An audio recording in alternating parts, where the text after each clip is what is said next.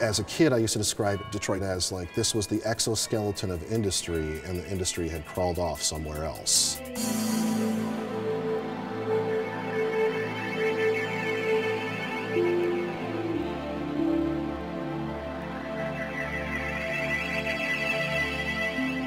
This was a major city. This is not a major city right now.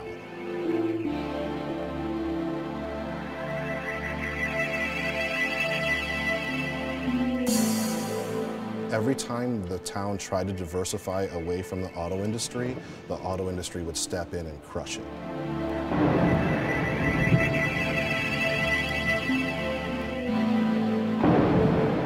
America was this industrial giant that when the industry collapsed, we became this ideas giant instead. Detroit really, I think, in a lot of ways captures that.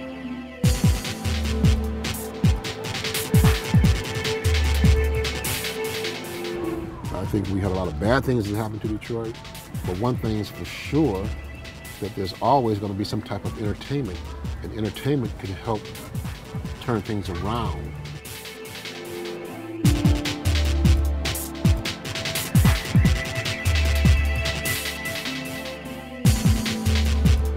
As far as the arts and the culture and the music especially, there's no place in the world, I don't think, that has what Detroit has.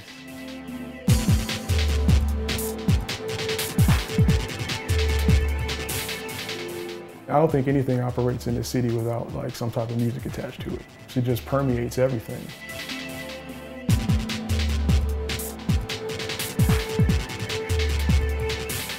I don't know, it was just always one of those cities that drew people in.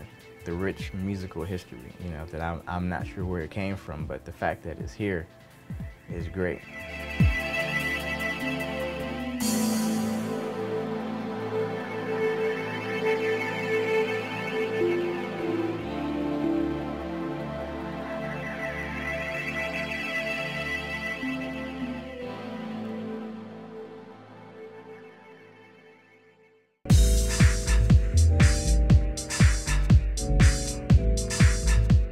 Detroit was always the Wild West town. Nobody ever lived downtown because there were actual like saloon fights with like gunslingers, so you don't want to live there.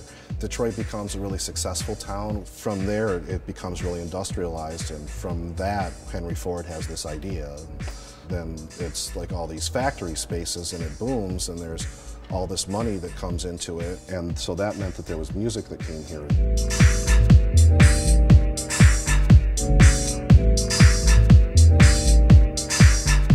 Motown's really remembered. It's got a lot of great songs behind, a lot of great artists. Everybody wanted to be a singer. The Jackson 5 had to come to Motown to be the Jackson 5. You know what I'm saying? You'll be surprised how many people in the city once upon a time played an instrument. I think everyone that's 35 and older, at least some point in time, played an instrument.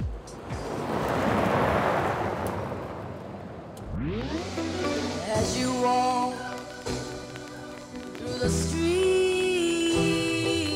of Detroit, you can see the city being destroyed. Bless your name, and I heard the general say, we've just about got the city under control now.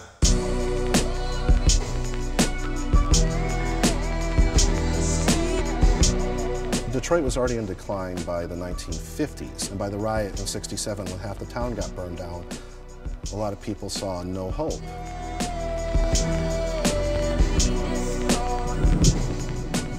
If you travel to any side of the city, be east or west, you're going to find abandoned buildings, empty fields. You know, it's like reverting back to nature almost.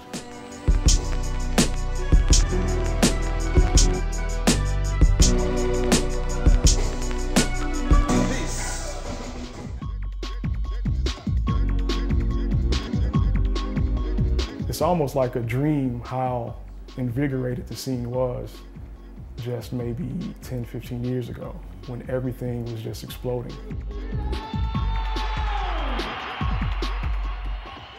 R.J. Watkins on the New Dance Show, a very special show, exciting show. It's called Dress to Sweat.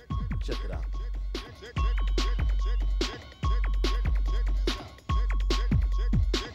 What is the New Dance Show? You got to see it to feel it. You got to feel it to see it. You have to watch it to understand it. That show could not work in any other city. It was a show that would only be for us. You want to watch it because you want to hear the new record. That's like hot. We would watch it together. You know, my mother, me, my brother, my little sister, you know, every day after school. And at that time, they were playing any new cutting edge records, Model 500, Juan Atkins, some of those early records, Cybertron, all of that stuff used to get played.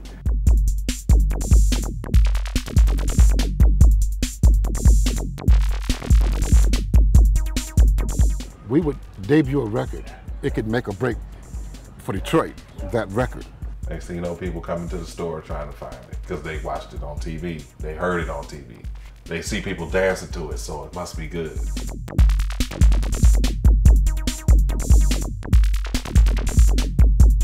The dancers, they blink their eyes at the cameraman, you know, and because the cameraman is the one that's shooting it, okay? But what they fail to realize, they should have been blinking their eyes at me. Because I'm the editor. And I'm the one that put everybody in.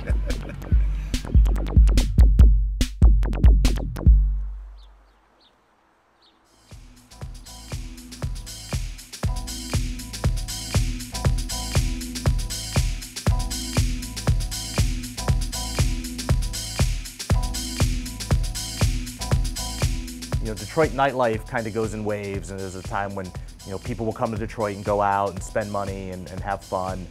And there's times when people aren't so into that. I started going to warehouse parties in '96. Some of the events were like more artistic events. People would bring in artwork and stuff like that and just hang out and do a party. The first warehouse party I went to, maybe I was like 14, 15. I think that's when I first got my itch to DJ. You know, I'm like, you know, I think I could do that.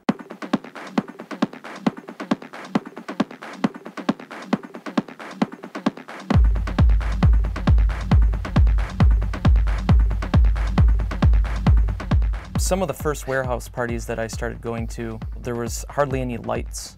It was really kind of, you know, dark warehouse, pretty much an abandoned building.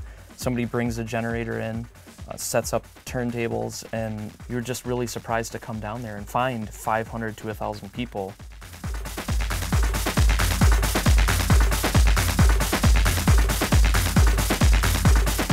You know, the Packard plant was already a derelict building when we were going to raves there in the mid-90s. There was nothing legal or safe or legitimate about that place. We used to go to the Packard plant and blow black snot for 3 or 4 days afterwards.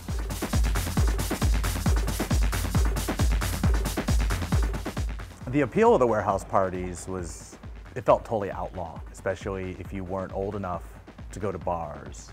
You could go and party all night, and you know, it had this real sense of adventure to it.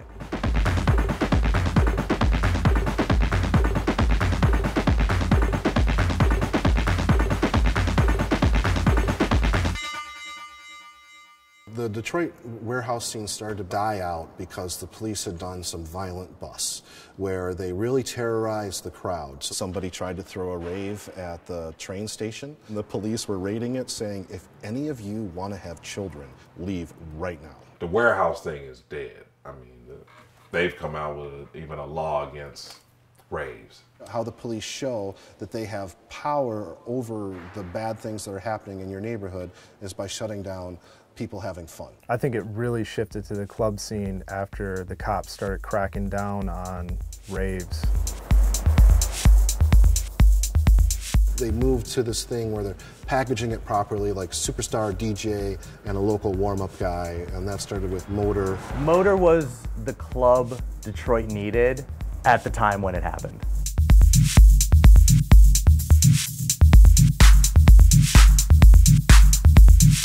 Whenever you're talking about Detroit, using a word like vibrant feels a little weird. because it's still Detroit. The streets are still pretty empty most of the time. The stores are still dive bars or dollar stores or wig shops. People go to sports bars in Detroit. People don't go to dance clubs.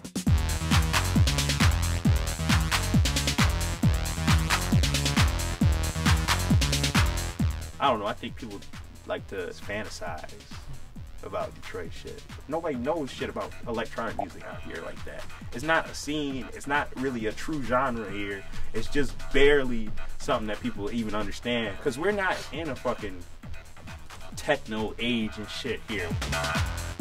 See, by the time I became able to be conscious of that stuff, people our age, it was kind of like gone.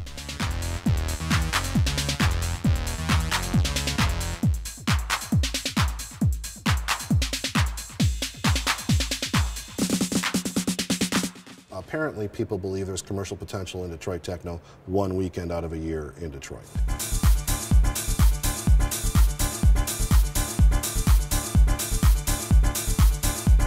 What the world sees during that festival isn't necessarily what happens in Detroit for the rest of the year.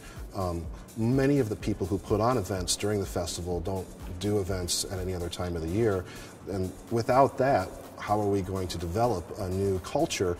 Where is, like, Kyle Hall, 2016 going to come from? Where are these new kids going to come from?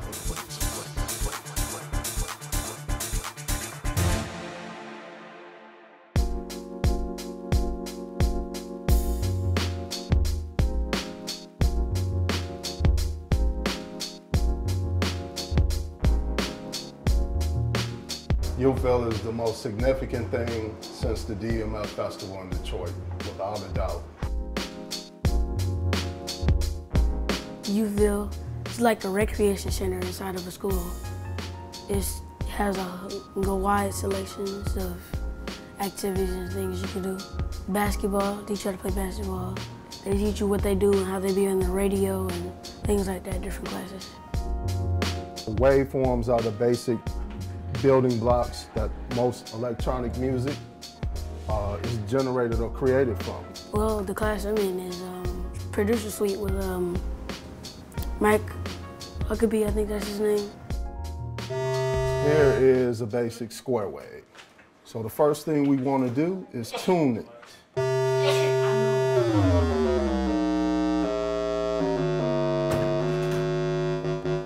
we start tuning it.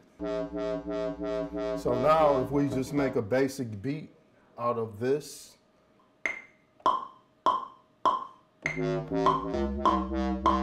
music is basically what I do. Every time I go home from school, all I do is just eat a snack and do homework and then make beats just for the rest of the day.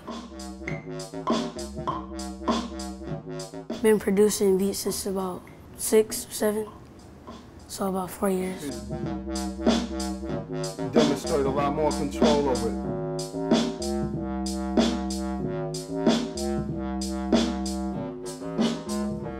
So that's a nice little trick. No kid necessarily believes that somebody could tap them on the shoulder and say, hey, you know what, I'm interested in your opinion. How would you like to become a part of something that could change your life? We like to have your opinion, or we would like to have you participate in it. Mike Huckabee is one of the greatest beat makers alive, man. He's really taking me under his wing, and he's teaching me all the fundamentals. One thing that I really learned from Mike is fundamentals are very important in anything that you do.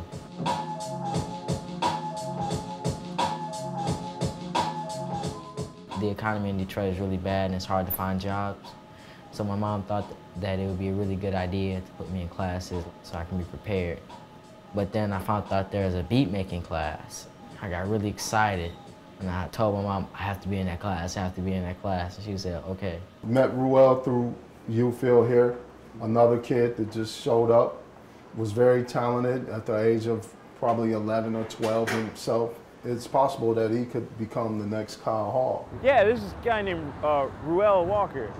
This young kid. This is like 13, 14, like when I was his age or whatever, he's like doing the same thing.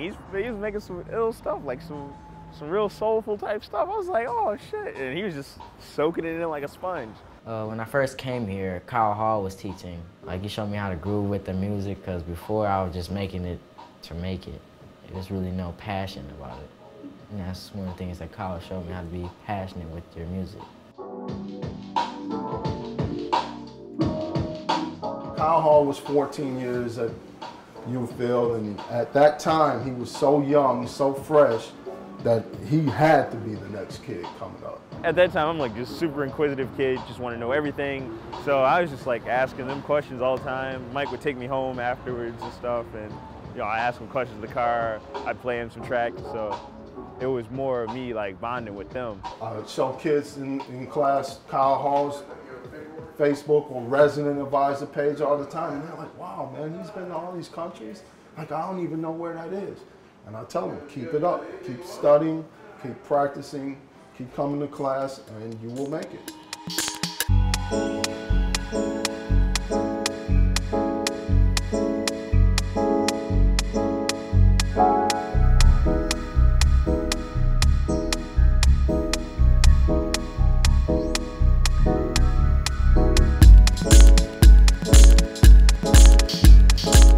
Music's so important in Detroit because it's what we actually have in common, all the different groups from all the different backgrounds. Detroit comes up with a new musical revolution every few years that affects the world. It's still what people look to for authenticity. It creates like unique thinking individuals that create their own path. I could never leave here, man. I could never leave Detroit, man. I love Detroit. I feel if I go, it'll just be something's missing so bad, you know. That's one of my nightmares, you know.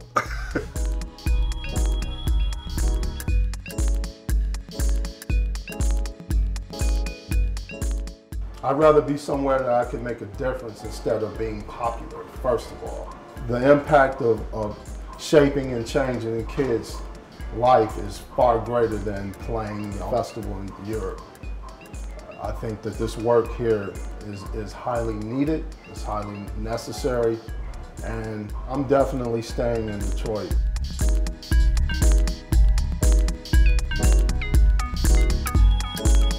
I'm a living result of Detroit.